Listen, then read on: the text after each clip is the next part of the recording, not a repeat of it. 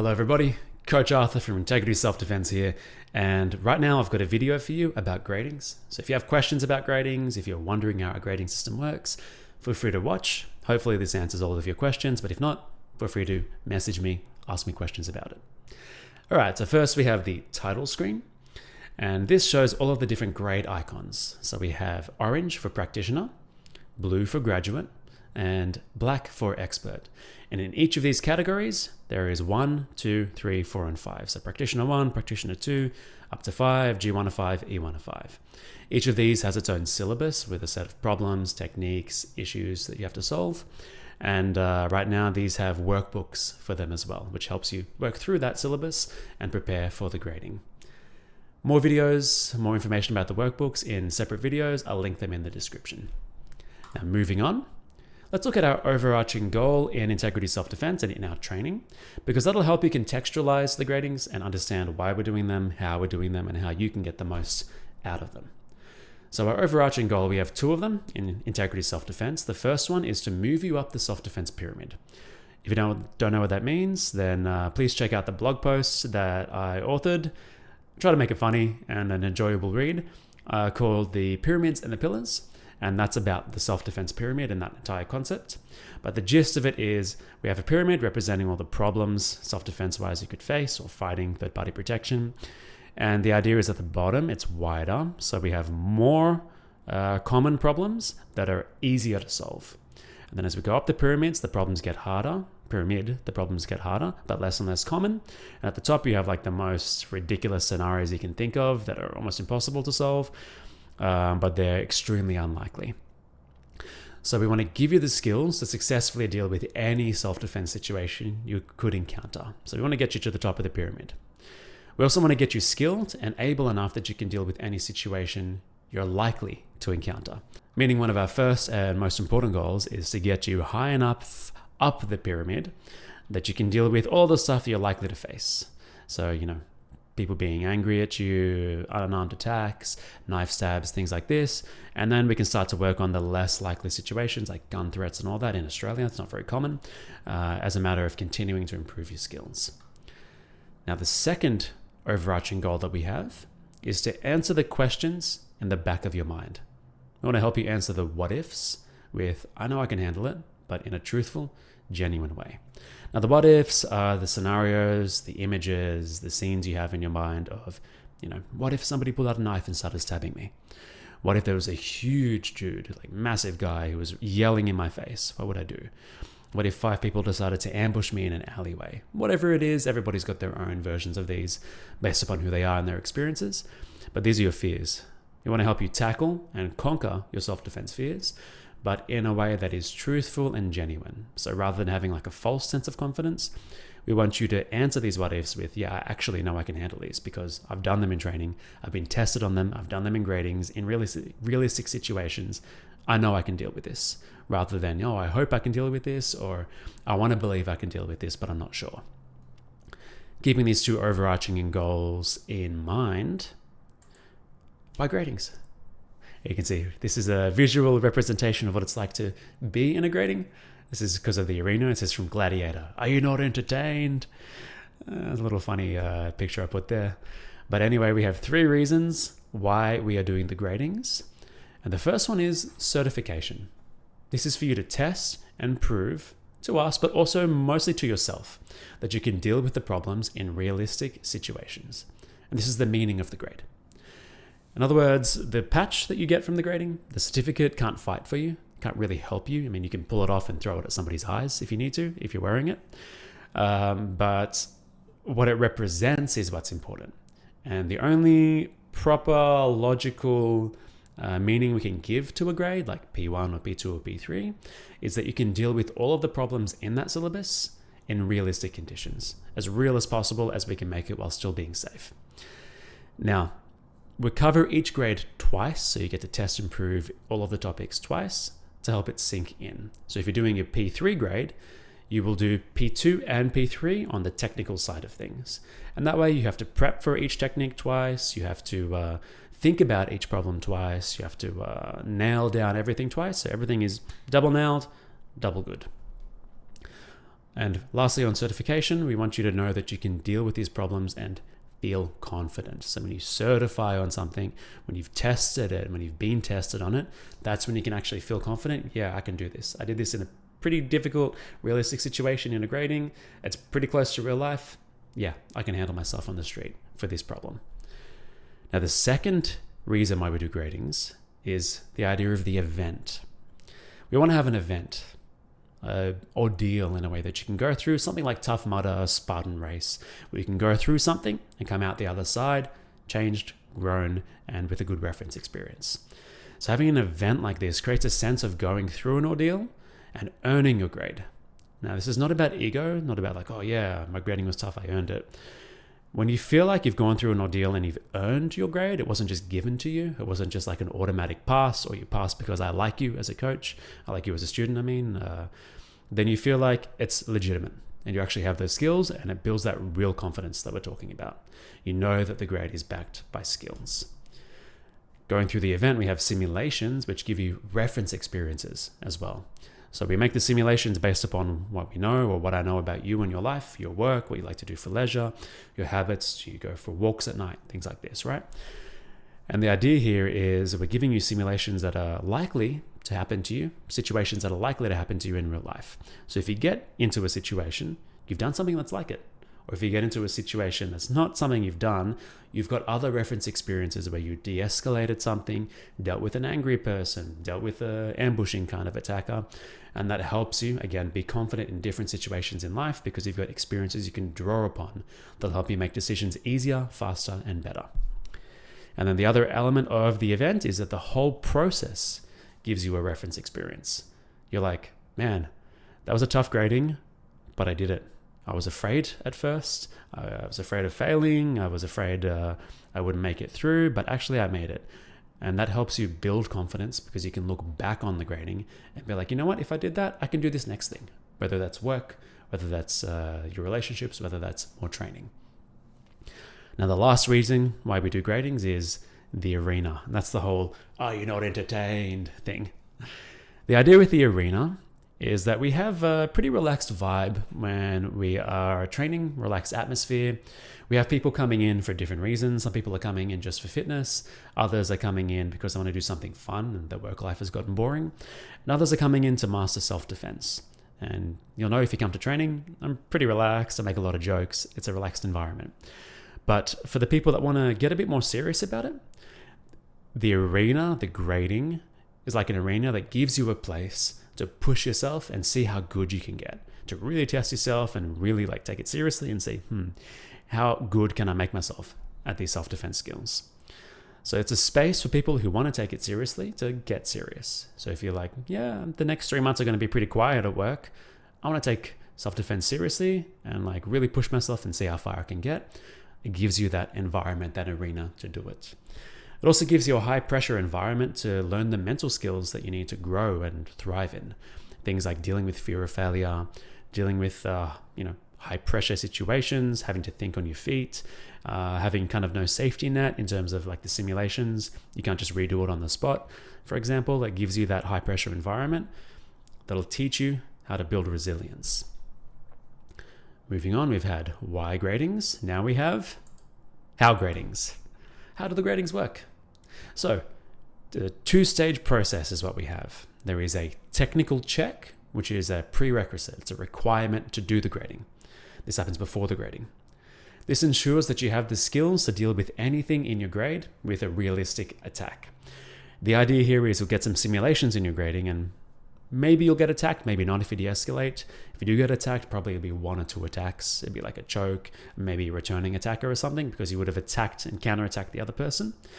But if let's say it was a front choke that you got in your simulation, we want to know that if that was a circular knife stab, if that was a hair grab into a knee, if that was a straight punch, if that was a kick to the groin, we want to know that if it was any of the other problems in your grade, you'd still be able to handle it regardless of the situation you're in. If you substitute those other problems into the situation, you still got it. That's the whole reason behind the technical check. Then we have the actual grading itself, which is the event. We start with simulations, then summary drills, fighting and fitness and mental training according to the grade. And this ensures that you have all of the decision making, tactical, mental skills, etc. that you need to apply those technical skills we checked in the realistic scenarios. So it's making sure that you can, manage your distance, de-escalate properly, scan the environment as you're talking to somebody, all this type of stuff, deter, soothe, whatever you need to do that is helping you and is the context behind the physical skills you're using. Now, an important aspect of this is that passing is not guaranteed. We have strict requirements. We have objective requirements for passing the grading. You need a minimum of 3 out of 5 on the health and legal scores in your simulations, and you need to pass any retests that you have on a technical side. I'll talk about those more a little bit later, but the idea is this takes the choice out of your coach's hands. So it makes stakes. You can fail. Even if I like you and I want you to pass, I'm actually not responsible for, or it's not up to me whether you pass. I don't make that decision. It's whether or not you reach the criteria for the grade, right? And the creating stakes aspect is it's just like real life. In real life, you can fail. You can fail and somebody can stab you and the consequences are pretty harsh. You get a permanent injury, you can die. Here in a grading, at least if you fail, you get a good learning experience. And we'll talk about retests in a second, but it's actually a good thing. But the idea is by creating stakes like this, by not having passing being guaranteed, by being out of my hands as a decision, it mimics the realistic mental conditions where there is no safety net, where you can fail, where there is the possibility of failing, which puts you under the pressure, the mental pressure that you would feel in a real confrontation. And this again helps make it more realistic so that you have reference experiences, so that you're like, okay, I can actually deal with this in real life because I definitely had that mental pressure. I was feeling the feelings I'd be feeling in a real life situation in the grading, and I still managed to deal with the problems. Again, you can see how this is all reaching for the overarching goals. Lastly, we have retests. So we have a technical retest. So if during the technical check something is not effective, you'll be given an opportunity to retest on the grading day. You'll also be given a quick little video of me showing you the mistakes you were making and how to fix them, and you've got time to train them between technical checking and the grading. So there's a second chance basically on the technical side of things. We also have a not yet passed system. I know I said failing a lot earlier, that was to scare you, but we have a not yet passed system for the grading itself. And the idea with this is rather than fail, well, you haven't passed yet. We want to have a growth mindset about things. So if you didn't yet pass a simulation, or if you didn't yet pass a retest on a technical item in the grading, well, then you can retest that at the next simulation and challenge week. So you can redo the sim, or you can show me the technique again. You've got time to prep it. You'll have feedback. And that way you can pass and get your grade at that challenge night, challenge week, rather than having to redo a grading, wait 6 months, and do a full grading again. Now, let's go more in depth on the grading process. What does the grading look like? And also, how do you, get started with gradings? The first step is to self-nominate. So read your grade workbook and decide if you feel that you're close enough on the skills and the topics of the grade that you'll have it down pat by the time you're grading. Then let your coach know. It's me, but in the future we might have other coaches, and we can help you decide whether you should go for grading this time or whether you should skip it and try next time. So again, read your workbook, put your hand up, let us know.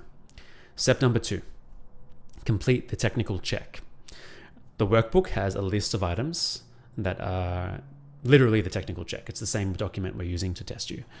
So you can do this either in class or at the technical check off. For in class, as long as we're 3 months or less out from your next grading, then you can ask your coach to cold check you on the techniques you feel confident on.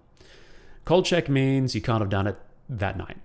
So you can ask me before class, you can ask me during class, just pull me out to the side, or after class and say, yeah, I just want to show you my choke release from the front. Or I just wanted to show you 360s and check that off, right? And as long as we haven't done it on that night in training, like we didn't just do 360s and you're asking me to check it at the end, as long as you're a little bit cold on the technique, then I can check that off for you and reduce the requirements, and we can maybe even knock out everything in the syllabus in 3 months. The technical check off is 1 week out from the grading. So gradings are usually done on a weekend, Saturday or a Sunday. And then the weekend before that, Saturday or Sunday, we'll have the technical check off. And the idea is we just have a dedicated time just to go through the workbook, go through the syllabus, and just check off every technique in the technical section. And if you've already done some stuff in the 3 months before, then we don't have to do it on that day. So you can reduce your workload for the checkoff by doing it early, or you can leave it all to the checkoff. It's completely up to you. Step number 3, complete the grading. The grading looks like this. We have simulations first off. So it's just like challenge night. You'll go out of the room. We'll rearrange things. I'll come in, give you whatever context you need, and then you'll come out and just do what you would do in real life, basically.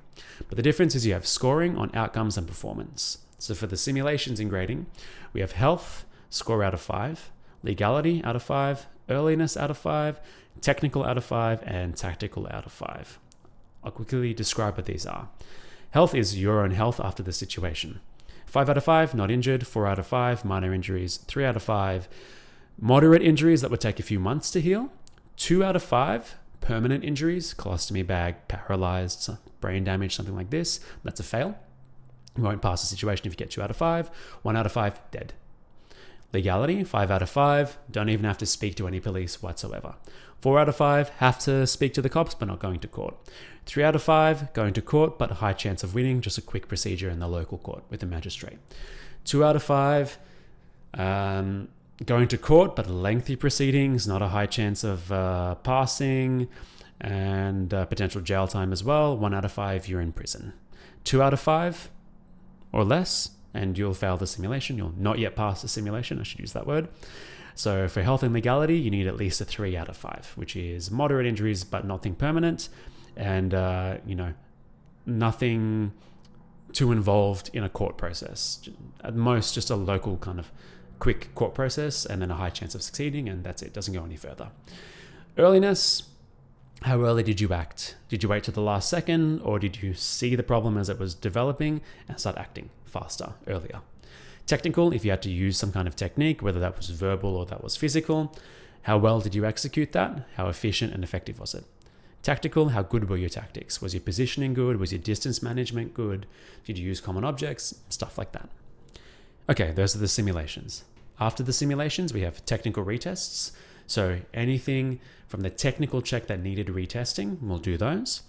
And then we have some random samples of lower grade techniques. So if you're going for P5, remember you'll get tested on a technical check of P5 and P4. But anything from P1 to 3, you don't have to do in the technical check. But here, we'll just do P1 to 3, the lower grades.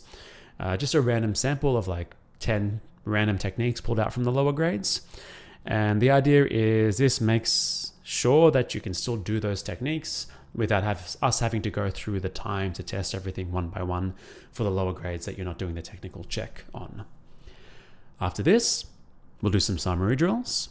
Just do your best. The eyes closed summary drill, attacker circles defender, defender circles attacker, moving in straight lines, going through a course, stuff like this. Do your best. Multiple attackers here as well. React in the moment. It doesn't have to be perfect.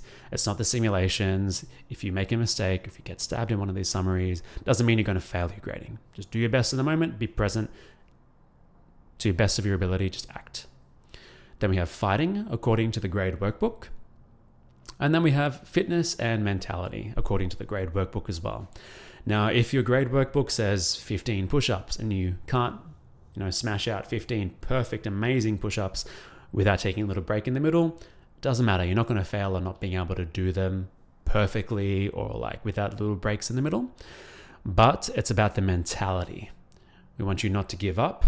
We want you to show grit, courage, determination, and that includes the fitness, where you're not going to complain or just completely give up in the middle. If you need a little break, you can take it, but you're going to keep going until the objective is done. However many push-ups, sit-ups, squats, pull-ups, and everything else that's in the workbook is necessary. Moving on. Feedback. You get a report. Yeah, I know, you get a report. We had a lot of feedback. We did.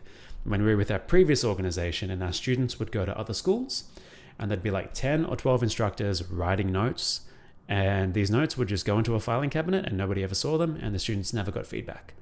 That sucks. How you're supposed to improve if you're not getting feedback on what you did well, but most importantly, what you can improve. So we have full written reports that comes out after the grading. And in this, you get simulation feedback. So your score on the simulations in all of the categories and the reason for your score. Suggestions for improvement, opportunities, tactics, and decisions that could help you perform better in that situation, which will help broaden the way you think. And the video recording of your simulations, so you can see what you did and for easy reference in your feedback. So I might say in the report, you can see at the 13-second mark, you had an opportunity to maybe move to the left to reposition yourself and make things easier. Or at the 23-second mark, you could see the attacker said or did this, which shows you their intent and would have been a good opportunity to potentially change from maybe de-escalating to asserting or deterring or something like this, right? That's the type of feedback you'll get. Then we have the technical tweaks section. It's a full, exhaustive, and from my perspective, exhausting list on every technique and all of the adjustments you can make to make any of the techniques more efficient. So if something was perfect, it won't appear there. If it was super efficient, it won't appear there. But if something could be a little bit more efficient but wasn't enough for you to get a retest on, your feedback on that technique from the technical check will go there. Stuff like, don't forget to bring your back leg after taking a step with the front leg when you're making an inside defense. Stuff like that, right? And this is a great resource to bring to training because you literally will have a list of your feedback on every technique. And then when you do that topic in training, when you're grabbing your water or when that topic shows up, you can go to your notes and be like, oh yeah, I got to bring my back leg with me when I'm taking a step on the inside defense. That can help you really improve very, very quickly if you use it. Then you get general feedback. So there's habits and areas for improvement that I saw in the grading and the summaries and the fighting drills. Stuff like you're being very aggressive, which is very good, lots of strikes, but you're just going straight forward and not getting out of the channel. Stuff like that. Give you your habits so you can be mindful of them and work on them. And then lastly, we have quick action recommendations, tailored drills to improve your biggest weaknesses. So 2 or 3 quick tailored drills, like 30-second stuff you can practice at home. Or if you can't do it at home because it needs more than one person, you can't do it solo, then we'll commit to working on it in class to address and improve your biggest weaknesses. This is like the low-hanging fruit to help you improve the fastest after a grading. Now, lastly, we've got to talk about your prizes for stepping into the arena, you gladiators, you. So on attempting your first grading, don't have to pass, just on attempting the first grading, for being brave enough, being committed enough to do that, you get a blue Integrity Self-Defense training shirt as a gift for free. Just on your first attempt. After this, if you want more shirts, you'll have to buy them. They cost a lot to produce. I won't get into that, but yeah, then they're not cheap for us to produce. We don't make a profit on them. I'll just say that. Now, after completing your grading, whether you pass or fail, you'll get a grading report within a couple of weeks. It takes me a while to write these up. That's a lot of work, to be honest. On passing your grading, whether that's straight after the grading because you passed, or whether you find out on your next class whether you passed or not, or whether that is at the next simulation and challenge night, you will get a grade patch which sticks on the shirt's right shoulder.